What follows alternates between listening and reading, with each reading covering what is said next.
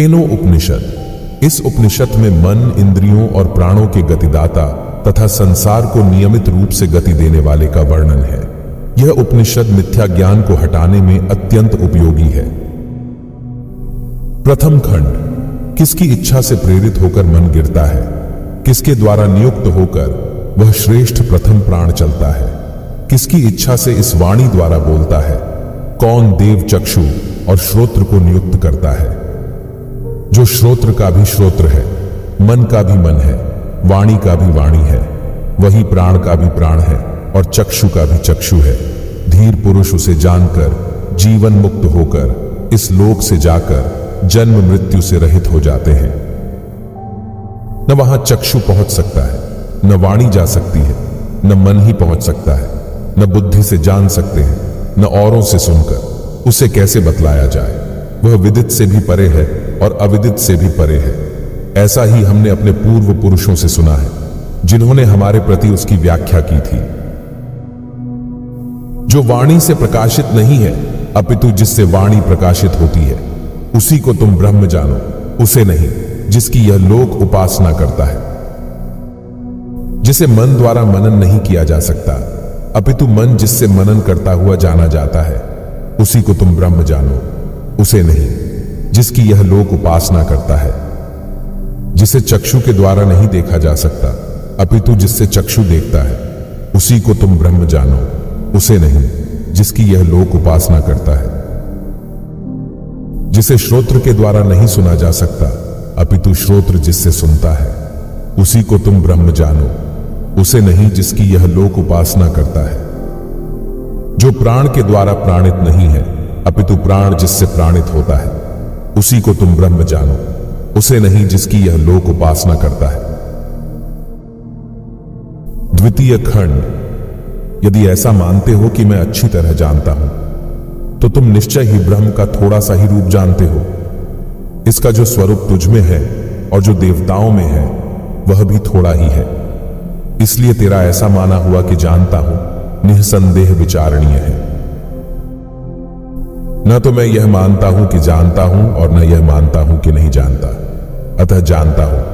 जो उसे न तो नहीं जानता हूं और न जानता ही हूं, इस प्रकार जानता है, वही जानता है। जो मानता है कि वह जानने में नहीं आता, उसका वह जाना ही हुआ है। जो मानता है कि वह जानता है, वह नहीं जानता। वह जानने वालों का नहीं जाना हुआ है और नहीं जानने वालों का जाना हुआ है। इस प्रतिबोध को जानने वाला ही वास्तव में जानता है। इससे ही अमृतत्व को प्राप्त होता है। उस आत्म से ही शक्ति प्राप्त होती है, जबकि विद्या से अमृत की प्राप्ति होती है। इस देह के रहते हुए जान लिया तो सत्य है, इस देह के रहते हुए नहीं जान पाया तो महान विनाश है। धीर पुरुष सभी भूतों में उसे जानकर इस लोक से प्रयाण कर अमर हो जाते हैं। तृतीय खंड। ब्रह्म ने ही देवताओं के लिए विजय प्राप्त की। ब्रह्म की उस विजय से देवताओं को अहंकार हो गया। वे समझने लगे कि यह हमारी ही विजय है, हमारी ही महिमा है। यह जानकर वह ब्रह्म उनके सामने प्रादुर्भूत हुआ और वे देवता उसको न जान सके कि यह यक्ष कौन है। तब उन्होंने देवों ने अग्नि से कहा कि हे जातवेद, इसे जानो कि यह यक्ष कौन है। अग्नि ने कहा, बहुत अच्छा। अग्नि यक्ष के समीप गया। उसने अग्नि से पूछा, तू कौन है? अग्नि ने कहा, मैं अग्नि हूं, मैं ही जातवेदा हूं। ऐसे तुझ अग्नि में क्या सामर्थ्य है? अग्नि ने कहा, इस पृथ्वी में जो कुछ भी है उसे जलाकर भस्म कर सकता हूं। तब यक्ष ने एक तिनका रखकर कहा कि इसे जला। अपनी सारी शक्ति लगाकर भी उस तिनके को जलाने में समर्थ न होकर वह लौट गया। वह उस यक्ष को जानने में समर्थ न हो सका। तब उन्होंने देवताओं ने वायु से कहा, हे वायु, इसे जानो कि यह यक्ष कौन है। वायु ने कहा, बहुत अच्छा। वायु यक्ष के समीप गया। उसने वायु से पूछा, तू कौन है? वायु ने कहा, मैं वायु हूं, मैं ही मातृश्वा हूं। ऐसे तुझ वायु में क्या सामर्थ्य है? वायु ने कहा, इस पृथ्वी में जो कुछ भी है उसे ग्रहण कर सकता हूं। तब यक्ष ने एक तिनका रखकर कहा कि इसे ग्रहण कर। अपनी सारी शक्ति लगाकर भी उस तिनके को ग्रहण करने में समर्थ न होकर वह लौट गया। वह उस यक्ष को जानने में समर्थ न हो सका। तब उन्होंने देवताओं ने इंद्र से कहा, हे मघवन, इसे जानो कि यह यक्ष कौन है। इंद्र ने कहा, बहुत अच्छा। वह यक्ष के समीप गया। उसके सामने यक्ष अंतर्धान हो गया।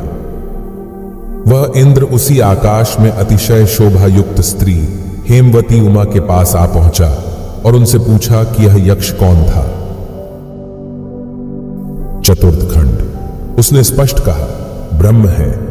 उस ब्रह्म की ही विजय में तुम इस प्रकार महिमान्वित हुए हो। तब से ही इंद्र ने यह जाना कि यह ब्रह्म है। इस प्रकार ये देव, जो कि अग्नि, वायु और इंद्र हैं, अन्य देवों से श्रेष्ठ हुए। उन्होंने ही इस ब्रह्म का समीपस्थ स्पर्श किया। उन्होंने ही सबसे पहले जाना कि यह ब्रह्म है। इसी प्रकार इंद्र अन्य सभी देवों से अति श्रेष्ठ हुआ। उसने ही इस ब्रह्म का सबसे समीपस्थ स्पर्श किया। उसने ही सबसे पहले जाना कि यह ब्रह्म है। उस ब्रह्म का यही आदेश है, जो कि विद्युत के चमकने जैसा है, नेत्रों के झपकने सा है। यही उसका अधिदैवत रूप है। अब आध्यात्मिक रूप वह मन ही है, जो उसकी ओर जाता है, निरंतर स्मरण करता है, संकल्प करता है। वह यह ब्रह्म ही वंदनीय है। वन नाम से ही उसकी उपासना करनी चाहिए। जो भी उसे इस प्रकार जान लेता है, समस्त भूतों का वह प्रिय हो जाता है। हे गुरु, उपनिषद का उपदेश कीजिए। इस प्रकार कहने पर तुझसे उपनिषद कह दी। यह निश्चय ही ब्रह्म विषयक उपनिषद है। तप, दम एवं कर्म ही उसकी प्रतिष्ठा है। वेद उसके संपूर्ण अंग हैं और सत्य उसका आयतन है। जो इस प्रकार इस उपनिषद को जान लेता है, वह पापों को नष्ट करके अनंत और महान स्वर्गलोक में प्रतिष्ठित होता है। अनेज देकम मनसो जवियो नैनद आपनुवन पूर्वमर्शत तद्भावतो ज्ञानत्येति तिष्ठत तस्मिन्न पोमात्रिष्वा दधाति। केनोपनिषद एक प्रकार से इस मंत्र का विस्तृत भाष्य है। केनोपनिषद 4 खंडों में है। इनमें दूसरा खंड सबसे छोटा किंतु गहन है। पहले खंड में संसार के निमित्त कारण परमात्मा का बोध एक विचित्र प्रकार से कराया गया है। साधारण जन प्रत्यक्षवादी होते हैं, वे उसे ही मानते हैं। जिसका उन्हें अपनी इंद्रियों से प्रत्यक्ष ज्ञान हो, वे उस वस्तु को स्वीकार करने का तैयार नहीं होते जो उनकी इंद्रियों का विषय न हो सके। उनका कथन है कि आंख, नाक, कान आदि ज्ञानेंद्रियां मनुष्य को ज्ञान कराने के लिए हैं। यह कैसे हो सकता है कि ऐसे विषय भी हो जिनको मनुष्य इन ज्ञान के साधनों से न जान सके। निस्संदेह इंद्रियों की शक्ति अल्प है, किंतु मनुष्य ने अपनी बुद्धि बल से इनकी शक्ति बढ़ाने वाले साधन तैयार कर लिए हैं। कल तो जो पदार्थ अदृश्य न देखने योग्य माने जाते थे, आज इन साधनों की सहायता से वे स्पष्ट दिखने लग गए हैं। अतः आजकल की पदार्थ विद्या से उत्तेजना पाकर साधारण मनुष्य बलपूर्वक कहता है कि हम ऐसे किसी पदार्थ को मानने को तैयार नहीं जो इन इंद्रियों या चर्म चक्षुओं से दिखाई न दे। तुम्हारा कल्पित ईश्वर, परमात्मा तथा आत्मा न तो दिखाई देते हैं और न ही पदार्थ विद्या के आविष्कृत सूक्ष्म यंत्रों से देखने में आते हैं। अतः हम उनकी सत्ता को स्वीकार नहीं करते। तलवकार ऋषि, जिनकी यह केनोपनिषद रचना है, ऐसे ढंग से इसका समाधान करते हैं कि मानते ही बनता है। मानो उनके मन में है कि हे प्रत्यक्ष साधनानी परोक्ष द्वेषिन, सुन और बता, यानी ही इंद्रियाणि प्रत्यक्ष साधनानी तानी ही नो प्रत्यक्षाणी। जो इंद्रियां प्रत्यक्ष का साधन है, वे स्वयं ही प्रत्यक्ष नहीं है। क्या तूने कभी आंखों को, जो सब रूपवान और रूपों को दिखाती हैं, देखा है?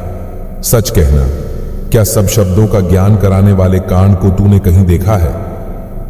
सुगंध दुर्गंध का बोध कराने वाली नाक को तूने कभी सूंघा है? सब स्वादों का पता देने वाली रसना का रस तूने कभी लिया है? शीत उष्ण का भान कराने वाली त्वगिंद्रिय को तूने कभी छू के देखा है? अरे भैया, जिनको तू देख रहा है वह तो इंद्रियों के गोलक हैं। इंद्रियों के रहने का ठिकाना है, इंद्रियां नहीं है। बता, तेरे प्रत्यक्ष को कैसे प्रमाण माने? तू पदार्थ विद्या के सहारे बताता है सूर्य पृथ्वी से बहुत बड़ा है, किंतु आंख से तो सूर्य पृथ्वी की अपेक्षा अत्यंत छोटा दिखता है। तेरे प्रत्यक्ष का तो यह हाल है, उसे ही केवल प्रमाण कैसे माने? अर्थात आंख तो स्वयं मिथ्या दिखाता है। ऋषियों ने ठीक कहा है, परोक्ष प्रिया एवं ही देवा प्रत्यक्ष द्विषः। ज्ञानी लोग परोक्ष से प्रेम करते हैं, प्रत्यक्ष तो बहुधा भ्रामक होता है। ऋषि मानो चोट करते हुए पूछता है, तू सुख से सुखी दुख से दुखी होता है, कहां है सुख दुख?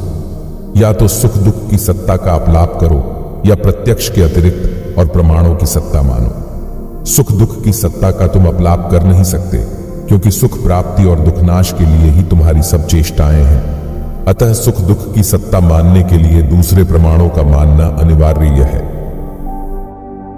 अच्छा देखो, संसार में कार्य कारण की श्रृंखला कार्य कर रही है। घड़ा कार्य है, मिट्टी उसका कारण है। मिट्टी के अवयवों के अवयव करते चले जाओ, अर्थात स्थूल कार्य को सूक्ष्म कारण में परिणित करते चले जाओ। अंत में ऐसी अवस्था आ जाएगी जिसके आगे अवयव नहीं हो सकते। वह मिट्टी का अति सूक्ष्म अवयव न तो आंखों से दिखाई देता है और न किसी यंत्र से। क्या उसकी सत्ता इनकार करोगे? करो इनकार, फिर तुम्हारा यह संसार कहां से आया?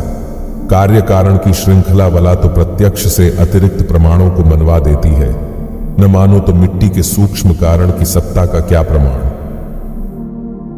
और देखिए, मिट्टी से घड़ा क्या अपने आप बन जाता है?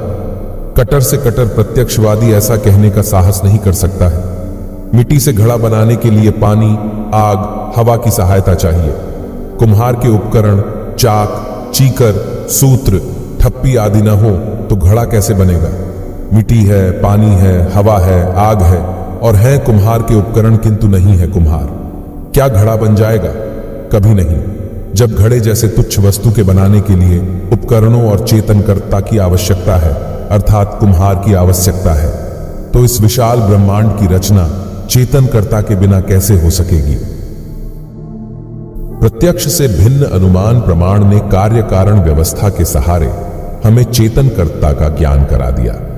इस सारे तत्व को सामने रखकर गुरु ने शिष्य को समझाया कि हे शिष्य, यह इंद्रियां मन आदि किसी के नियम में बंधी कार्य कर रही हैं। वह शक्ति ऐसी है जिसे इंद्रियों से नहीं जाना जा सकता। यह इंद्रियां गोचर है, मन की गति से भी वह परे है।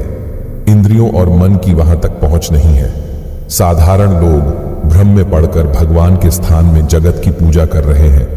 प्रभु के संबंध में तुम्हें इतना बताया जा सकता है, इंद्रियां उसको ग्रहण नहीं कर सकती, किंतु इंद्रियों में देखने, सुनने, छूने, सूंघने, चखने का जो सामर्थ्य है, मन में मनन की जो शक्ति है, वह सब उस जगन्नियंता की देन है, अर्थात ईश्वर के शक्ति से ही तुम्हारा शक्ति है। प्रथम खंड में इतना बताकर द्वितीय खंड में एक सूक्ष्म बात समझाई गई है। कई लोग पोथियां पढ़कर या व्याख्यान सुनकर मानने लग जाते हैं कि वे ब्रह्म को जान चुके हैं। गुरु शिष्य को सावधान करता है कि हमारा उपदेश मात्र श्रवण करके तू इस अभिमान में ना आ जाना। श्रवण तो प्रथम सोपान है, पहली सीढ़ी है। जो लोग यह समझते हैं कि उन्हें ब्रह्म का पूर्ण ज्ञान हो गया है, वे अज्ञान में फंसे हैं। उन्हें ब्रह्म विद्या की शिक्षा देना व्यर्थ है। जो यह कहते हैं कि हमें ब्रह्म का सर्व ज्ञान नहीं है, वे भी उपदेश करने के योग्य नहीं। ब्रह्म विद्या का उपदेश तो वह कर सकता है जिनको यह निश्चय हो चुका कि न तो वह ब्रह्म को सर्वथा नहीं जानता है और न ही पूरी तरह जानता है। कार्य कारण के द्वारा रचना के लिए चेतन सत्ता का होना उसे ज्ञात हो चुका है, अतः ब्रह्म है उसका उसे पूरा निश्चय है। ब्रह्म सत्ता के निश्चय के साथ उसे भी यह भी ज्ञान हो चुका है कि ब्रह्म सर्व तो महान है, वह सर्वज्ञ और सर्वशक्तिमान है, वह सर्वव्यापक है। आज तक कोई भी ऐसा ज्ञानी नहीं हुआ जिसने यह कहने का साहस किया हो कि वह सबको जानता है। जो सर्वव्याप्य को नहीं जानता, वह सर्वव्यापक को पूरी तरह कैसे जान सकता है? अतः उसका यह ज्ञान कि ब्रह्म है, किंतु पूरी तरह वह अज्ञेय है, यथार्थ ज्ञान है। तनिक विचारें तो यह दूसरा खंड एक प्रकार से मनन का विधान कर रहा है। मनन तर्क और युक्तियों से होता है। यहां भी उसी का सहारा लेकर कहा गया है, ना हम मन्ये सुवेदेति नो न वेदेति च। भला उस अनंत को यह शांत कैसे जान सकता है। अतः ब्रह्मज्ञानी सदा अपनी अज्ञानता अल्पजता को स्वीकार करता है। अंत में प्रतिबोध मनन से जानने पर मुक्ति का होना बताकर कहा, इह चेदवेदी दत्त सत्यमस्ति न चेदिहा वेदीन महति विनष्टि। श्रवण और मनन से ब्रह्म का निश्चय करके जो साधक अनुष्ठान को कल पर छोड़ता है, उससे बढ़कर मूर्ख और कौन हो सकता है। न श्वः श्व उपासीन, कल का भरोसा मत करो, जाने कल आए भी या नहीं। ज्ञानी की पहचान यह है कि वह सब पदार्थों में उसका दर्शन करके उससे प्रीति लगा जीवन मुक्ति प्राप्त कर ले, ताकि मरने के पीछे जन्म मरण के चक्कर में उसे फिर न पड़ना पड़े। यहां भूतेषु भूतेषु कहकर एक सुंदर उपदेश किया है। प्रभु को पाने के लिए किसी स्थान विशेष मक्का, काशी आदि में जाने की आवश्यकता नहीं है। वह सब में है, सब जगह है, तुम में भी है। बाहर क्यों खोजते हो। पहले 2 खंडों में श्रवण, मनन तथा निदिध्यासन का निरूपण कर साक्षात दर्शन करने का वर्णन करने की भावना रूप का अलंकार के द्वारा भगवान की उत्कृष्टता तथा इंद्रियों से अज्ञेयता, रतन भरा प्रज्ञा युक्त का ही उसको जान सकना वर्णन करते हैं। आग, हवा या आंख और स्पर्श ने ब्रह्म को देखा और पहचाना। इंद्र आत्मा गया तो उससे वह छिप गया। इसका अभिप्राय यह है, विचारशील साधक आंख से सृष्टि के पदार्थ देखकर उसके रचने वाले का विचार कर लिया करता है। जब उसे ब्रह्म के जानने में इंद्रियों का असामर्थ्य ज्ञात होता है, तब वह आंख, नाक, कान आदि को मूंद कर स्वयं अकेला उसका अनुसंधान करने लगता है। उस दशा में उसे कुछ दिखाई नहीं देता, मानो अंधकार छा जाता है। परंतु यदि वह निराश नहीं होता, वरन अभ्यास को और दृढ़ और स्थिर करने का प्रयत्न करता है, तो उसे उमानेति नेति बुद्धि, जिसे योग दर्शन में रतंभरा प्रज्ञा कहते हैं, प्राप्त होती है। वह उसे सुझाती है कि यह सब ब्रह्म की महिमा है। भूतों या इंद्रियों का क्या सामर्थ्य, जो व्यक्ति अंतःकरण शुद्ध करके योग कर्म नहीं करता और इंद्रियों से जानना चाहता है, वह नहीं जान सकता। ओम शांति विश्वम।